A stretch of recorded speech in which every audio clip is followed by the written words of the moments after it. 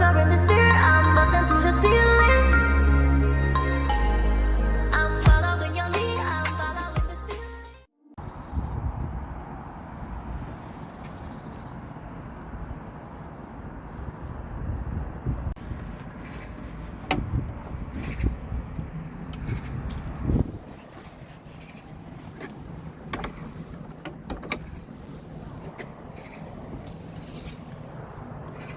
So we've come to visit a church near St Mary's Well. So as you can see by looking at this clock on the side of the tower, there is a 6-pointed star in the centre of the clock.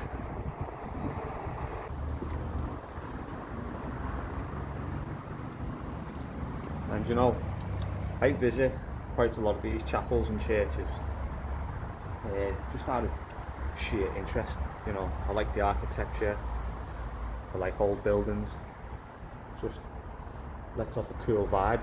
But you know, not many churches you go to anymore where they have all the crosses that you'd see littered about today. Like if you look up here, founded to the glory of God in 1170. Now, 1170 is obviously an interesting age. Timelines are all over the place, like I say. I could give you two timelines and they could both be inaccurate for what would be the accurate timeline.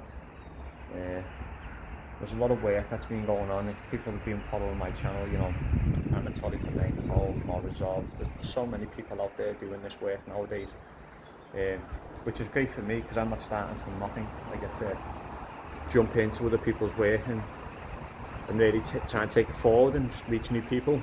But as we can see, looking at this gate at the entrance archway and the discoloration in stone, obviously you have different kind of stones for load bearing, for different kind of weight, different density, but there's obviously different coloured stone for different kind of work that takes place at different times.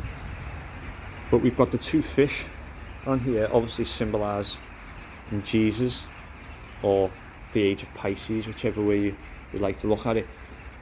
And if you have a look inside, look how weathered and old it is inside here. You've got these, if I can turn my camera around, this very old roof inside, which is pretty cool. If you went and had a little look online, it'll tell you things like a renovation took place on a certain date, or this happened or that happened. And in other instances you'll look and people will say the entire structure was built on that day. When if you start looking into the lore of the areas, I'm not being specific here, this could be any given talking point in the last 200 videos that I've done. There's people who would be like, no, that this church was built, say, in 1569. There might have been a renovation took place in 1569, so they'll say the church was built in 1569, and that's part of the new school of rewriting the history, and as what we've come to be known as the Great Reset. Now, I'm just around the back of the church. It's a better view than my face. Now, we are going to be heading this way.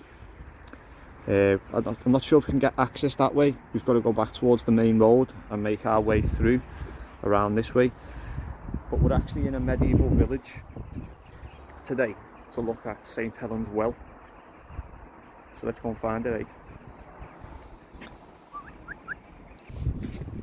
As I've said, just taking a walk around this place. Sorry for the way I'm dressed, by the way, but it is a bit cold out today. This church appears like rather old if you go by the other standards of other chapels and churches I've spent time looking into. I actually made a couple of videos, but I never got around to putting them out there and onto the internet at all, really, so perhaps that's something I'll revisit. But like I say, the main mission, the main pilgrimage of today was to find St Helens Well. Now, we'll talk a little bit more about St Helen if we manage to find the well and we get there. But yeah, if people were here now just to see this church, like the weathering on the stonework is ancient, it really is, and that's going by British standards. As you know, if someone was to watch this video, say who was American, you know, we understand that like the history of America is totally all over the place as well, and a lot of the seemingly more ancient structures in America were torn down, destroyed, buried, but you can literally throw a stone in England, Britain, anywhere, and it's going to hit something ancient, because as we're starting to discover with the chain of videos I've been putting out and the topics we've been discussing on the channel, Britain is it's a smelting pot really, isn't it, of culture, not just of European culture, but it seems though like Britain was exported around the world, part of the Lost 10 Tribes. Not the only place of the Lost 10 Tribes. Like, the Lost 10 Tribes did not just come to Great Britain. There was a large population of the Lost 10 Tribes who came, and probably the other tribes of Benjamin and the other two Judean tribes. But it's like, yeah, it's great. We've got so many churches that are actually mentioned about and written about hundreds and hundreds of years ago. And again, the timeline's all over the place, so you have to stick with it a little bit and kind of read between the lines, because there's no official history as of yet, really. It's opposing consensuses and ideologies, and they're vastly different.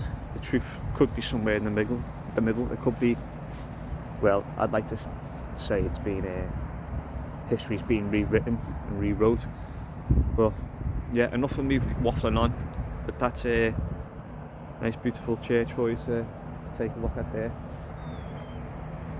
So let's begin our pilgrimage to find St Helens Well.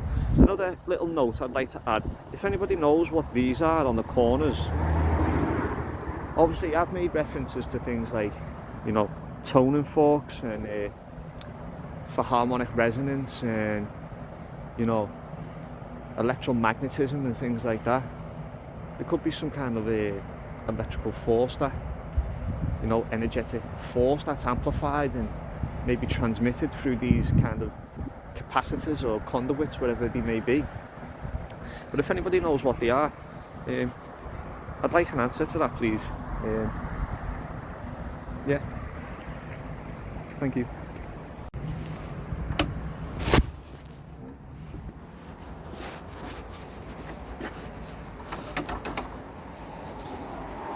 Always lock the gates. So this is Sefton Parish Church, dedicated to St Helen, in the team ministry of Netherton and Sefton, an active centre for Christian worship since 1170 AD. 1045, Holy Communion and all that good stuff. So as you can see there, an ancient centre for Christian worship since 1170. Remember that date.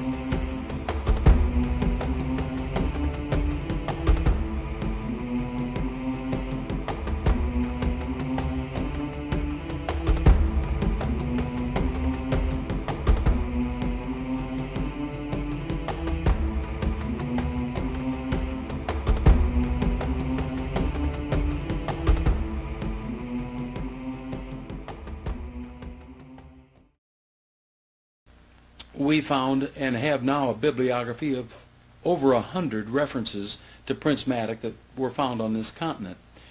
All of those references, except one, say the same story.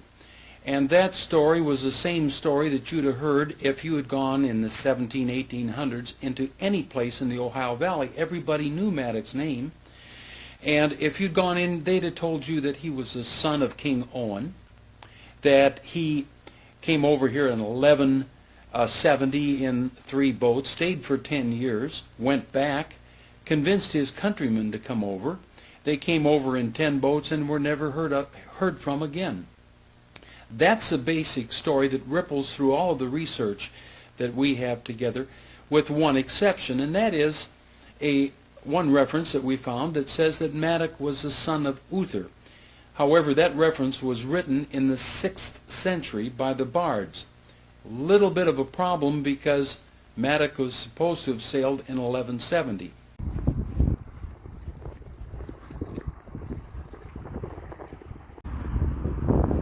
So just make sure Taz gets across the road. So managed to find the place that we were looking for,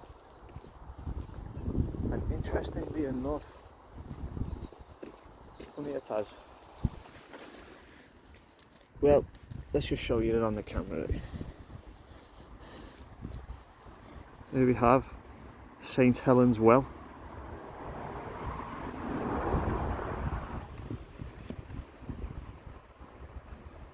The site of St Helens Well. The site of St Helens Well. As you can see, the road is right there. I was expecting it to be a bit more here, if I'm being completely honest. Taz taking a wee.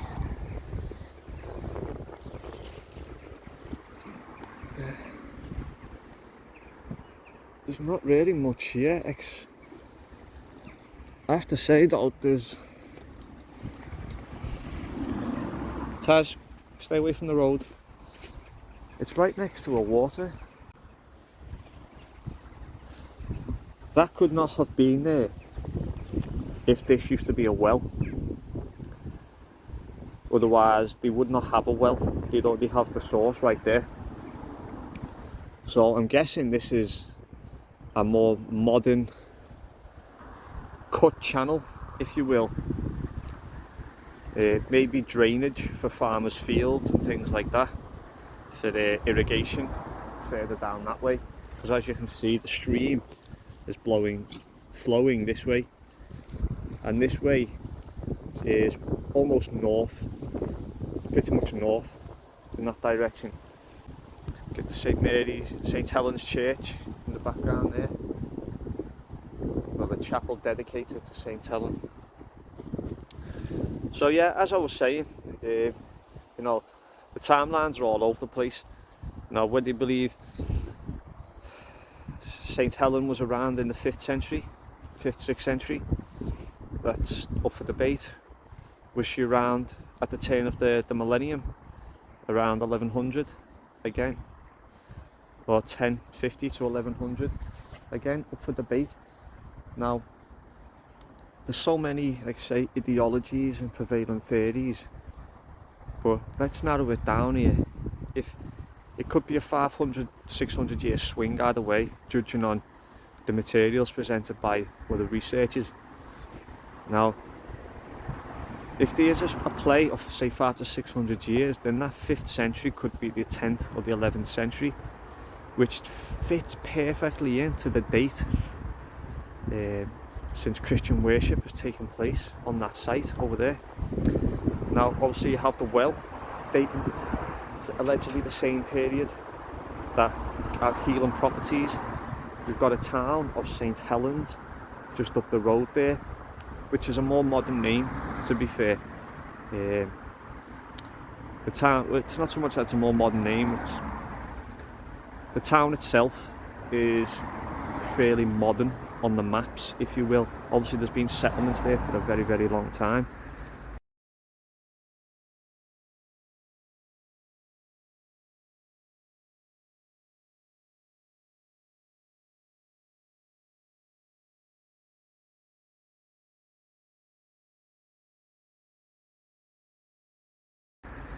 But that is just that direction, slightly that way towards St Helens. So who knows, maybe this river runs on all the way up maybe gathers pace, goes underground and picks back up down that way. Who knows? Now obviously on the topic of the timelines, you've got other people as well as Alan Wilson, like Geoffrey of Mormont and these other kind of people who've got alternate opinions to what we'd call mainstream history, I guess. And when it comes to them timelines and chronology, you know, you had the Romans first came to Britain allegedly in 57 AD, and then you had Augustus, I believe it was, who came sometime later, who is believed who Arthur fought off. I think that's Arthur Pendragon, was it? I get them confused. Still a lot of new information for me as well. Now, if the timelines are wrong, and you've got to add 500 years to certain sections of history, as well as take time away from other sections, you know, Prince Madoc is believed to have travelled around the 5th century. Now, he was Christian, allegedly. They spread Christianity, the natives in America. They discussed the British speakers as Christians, as Christian peoples. So you look at that, that's around about the 5th century. So if you added, say, 500 years onto that, that'd take it to 1000 AD. And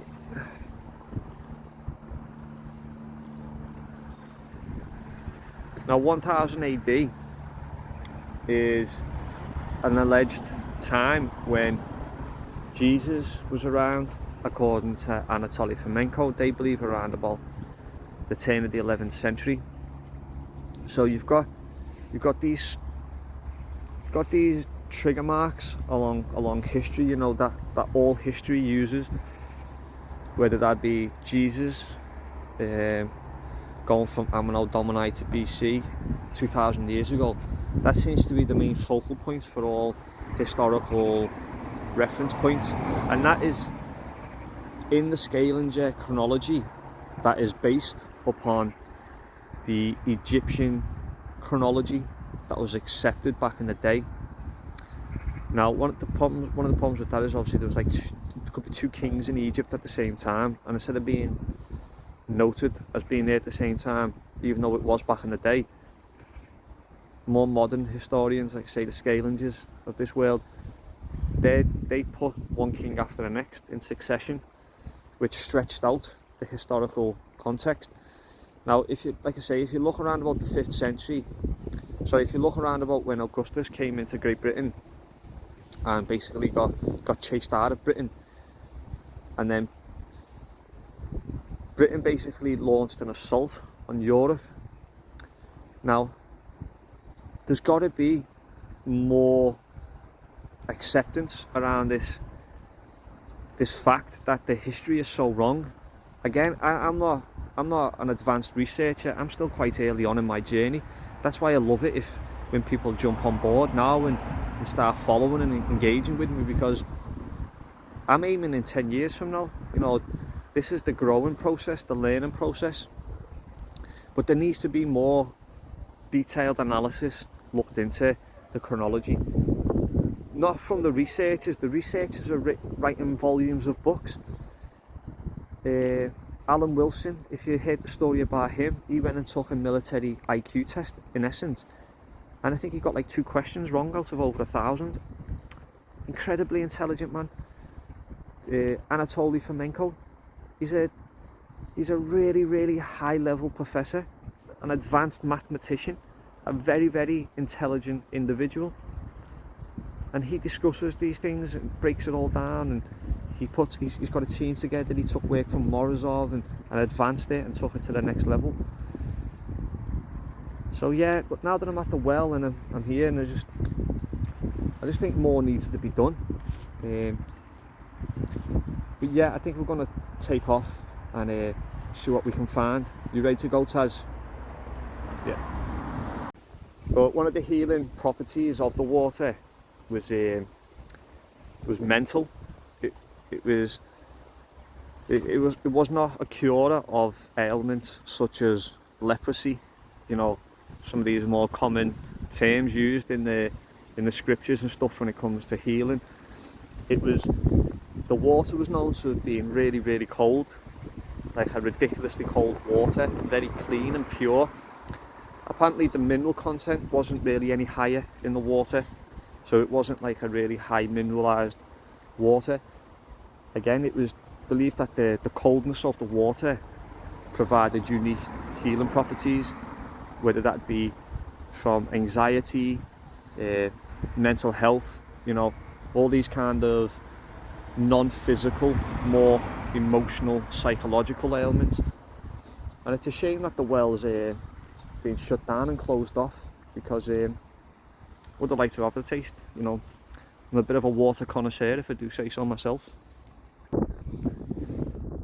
That's the church in the background dedicated to St Helen, and if you follow my finger up that way is where the well was. Now, I followed a small river or brook that run alongside the well.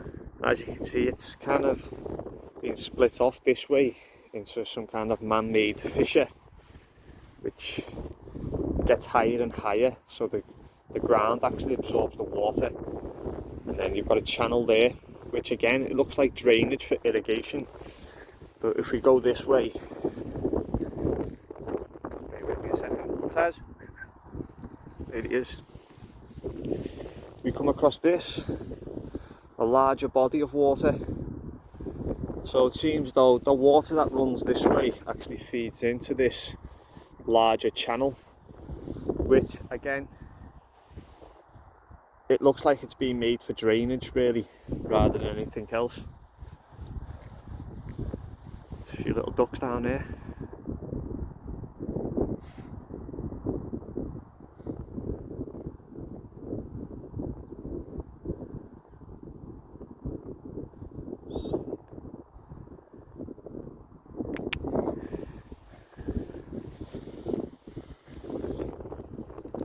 So yeah, I just thought I would share that information regarding a little bit of water there right alongside the well. I just thought it was a bit strange to have a water source so close to a well. As I say, it appears as though the cut into the ground came a lot later. Otherwise the necessity for a well would not have existed, you know. Yeah, me and Taz were heading off into this lovely set of, well, small woods by the look of it. Who knows, maybe once upon a time on these fields, and it's starting to rain by the way, maybe once upon a time somewhere around here, you know, there was a small settlement in one of these fields. The amount of archaeology that's coming up these days, that is clearly obvious when you look at aerial shots, depending on different times of the day. When you see the shadow moving across the ground, you can see the shapes of houses, villages, fortifications up and down the country, which are unexcavated. That happens to sit right in the situation where there's legend and lore of settlers there. But who knows, like I say, maybe St Helen herself, after she'd travelled extensively across the Middle East, across into Egypt, where she allegedly held discussions with a family of Jews who ran the finances of Egypt and that branch of the Roman Empire and all this kind of stuff. So there's a lot of information I didn't really put in the St Helens video because it's hearsay, you know. And I find that problem with a lot of videos that I've been doing lately, because I find I end up cutting some stuff out that, you know, it'd probably get more attention, to be honest. It's more clickbaity material, but that's all it is really. It's clickbait. It's the rumour mill. It's people trying to elicit, you know, an excited reaction out of you rather than present you just the facts and the data. There's a few good channels out there, and I want to give a shout out to a couple. Oh, sorry, one sec. It's a bird of prey right there. Yeah, there's a couple of channels I'd like to give a shout out to. One, let's see, is Real British History. Actually, I'm not too sure if that's the actual name of the channel.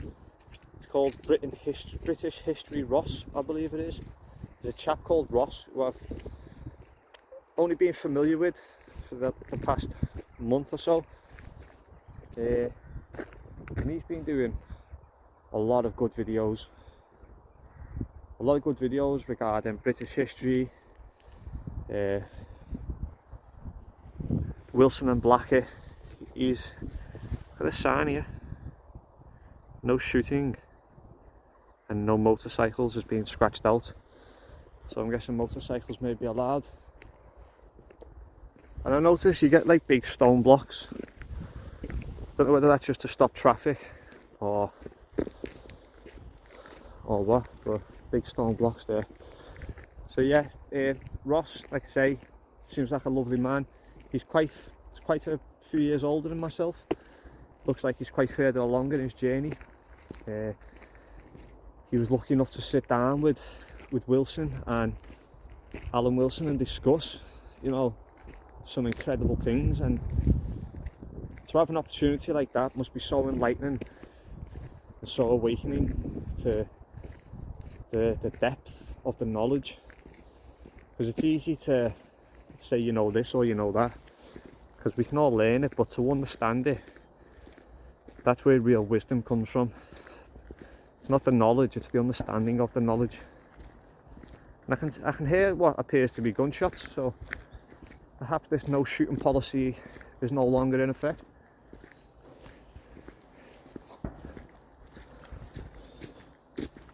So yeah, I guess this is turning into a bit of a walk along. I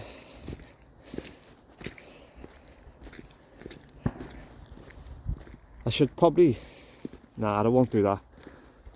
Like I said, I don't think the support on the channel is enough where I'd start doing live video feeds. I would like to get to that point. I'd like to engage more with people. However, it's this way. There's other people coming down. Like I say, I'd like, oops, I fell over there, with you guys and actually discuss the topics and the content of my videos. You know, really go into depth with people and improve my knowledge. Taz, come on, this way, watch out. They're all sharp. Natural thorn bushes, eh? Someone doesn't want us to go in here.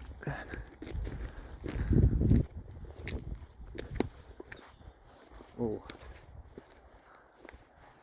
Ooh, I love it when you walk into a nice old tree line.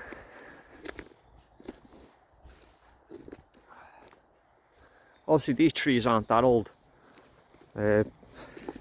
People who've been red-pilled have actually gone down the rabbit hole to Wonderland and decided to stay there, like myself. You do begin to pick up information that you'd never really contemplated before. Information such as, how old do you think these trees are? You know, how old do you think any trees are? Now, we find areas that are talked about as being ancient forests, ancient woodlands, existed for thousands of years. Taz! Poor fella's off chasing, just don't want it to run into a load of sharp thorns. Taz! Yeah, and how old are these forests and jungles actually, you know, because the trees are never more than a couple of 100 years old. There's obviously in America things like the giant redwood trees, and you know, you've got the giant Lebanese cedar trees spoken of.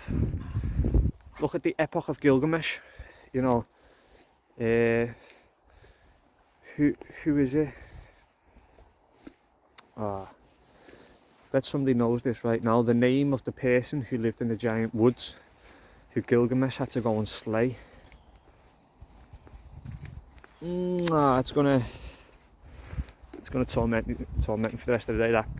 But anyway, yeah, there's meant to be a giant forest of huge redwood cedar trees that Gilgamesh has to travel through in Lebanon, I believe it is. Where is that? No, was Gilgamesh a fake story? Who knows, perhaps. But if there was a giant forest around thousands and thousands, 6,000 years ago, 6,000 years ago, then there must have been at least one of those trees around today that would be absolutely huge, humongous. But alas, we don't see those things. We don't see these huge forests. We don't see 800-year-old trees, 2,000-year-old trees, 5,000-year-old trees. We see the odd tree here and there. So, yeah, don't know where I was going with that, to be honest. I guess it's just more in terms of when it comes to dating, you know, talking about the timelines earlier on and stuff. Don't know if anyone heard that gunshot then. That was definitely a round being fired. That was another one. Wow, look at that. There's actually bricks underneath the tree. What the heck is going on there? See, this is another thing I've come across recently, because I'm getting out and about more, and I'm going to areas of seclusion to walk around. Taz loves it, I love it, and we have a little snoop around and see if anything stands out. And like there's nothing around here except these trees aren't that old. Now, who's to say that these trees weren't planted over an existing structure that once was strewn all around here? You know, there's a place in Croxteth Park that I came across quite recently, where again there was so much stonework there, you'd think that there was an actual town was under the ground, because everywhere I looked and started scrubbing away at the surface, I revealed bricks. Now, so you got stuff like this. Now that's modern brick, it's concrete. It's not ancient. But it goes to show you, you know, there could have been something here. All this brickwork strewn around, like I say, and then you plant trees over the top, and no one's any the wiser. And there's so many places around Britain where this could have happened. You know, you have the mounds in America, the ancient mounds. If anyone's been watching the Prince Maddock material, you'll see that, you know, these mounds were associated with those peoples, and those peoples by association, should I say, and were British, because there's the same mounds in Britain, there's the same runestone writing. There's a documentary I've seen recently regarding the Viking runestone found in America. Now, runic writing does not belong to the Vikings. Runic writing is a very old system of writing. And it looks like we found someone's tent up there, but let's go and have a little look. It's a very old system of writing. It spans across many cultures and many millennia. So to make claims that it belongs to the Vikings and start putting dates on it with that spin, you know, I find it all a bit suspect and a bit misleading. But it looks like we've come across a camp just in the middle of the woods here. See more of that stone blocks.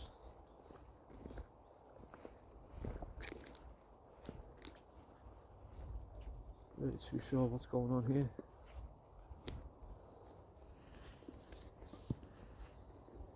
Feels like I've come into some kind of post-apocalyptic camp.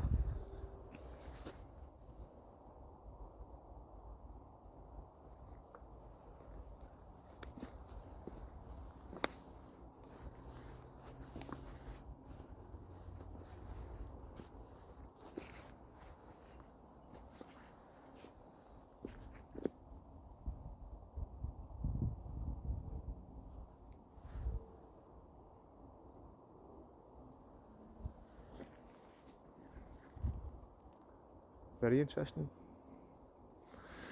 What's going on down there? As you can see, somebody's actually been going around collecting the bricks. They built a shelter. Used the wood to build a frame under there. Used the tarpaulin. Added some extra structure, and then tried to put the soil over the top. But it looks like it has caved, or it's in the process of caving. Guessing that would have been a fire pit right there. They got wood under there to keep dry. That's where they've dug all the soil out. A bit concerned by the amount of tinfoil I see lying around. As you know, tinfoil normally is indicative of crackheads or something like that, you know.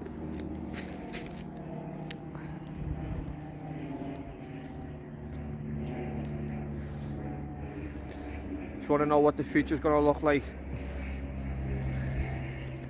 could all be living in one of them soon if we don't sort this world out.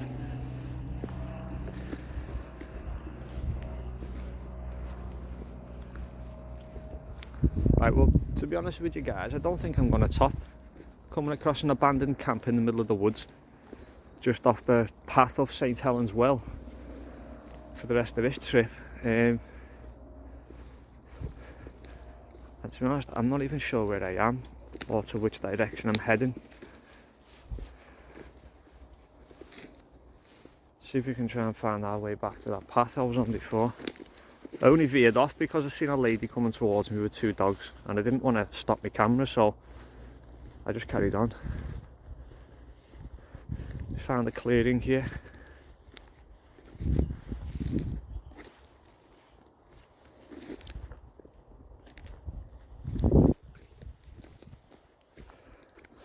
Poor Taz, he's got to walk through all this.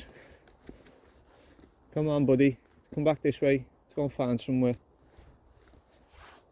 Go and have some food. Good lad. Is he coming or is he staying?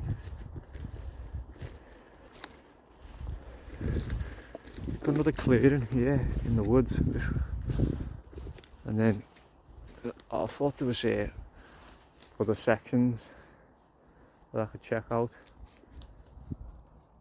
But the gunshots seem to be coming from that direction, so I'm not too sure if that's a military camp back that way. So we'll avoid the gunshots, we'll avoid getting shot at.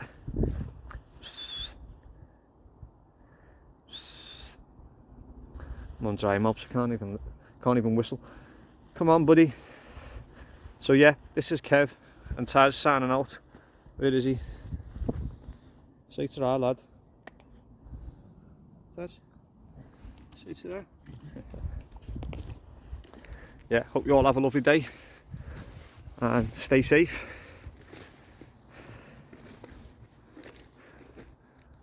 Pick the worst place to do this. Yeah, stay safe guys. Hope you all have a lovely day. Peace.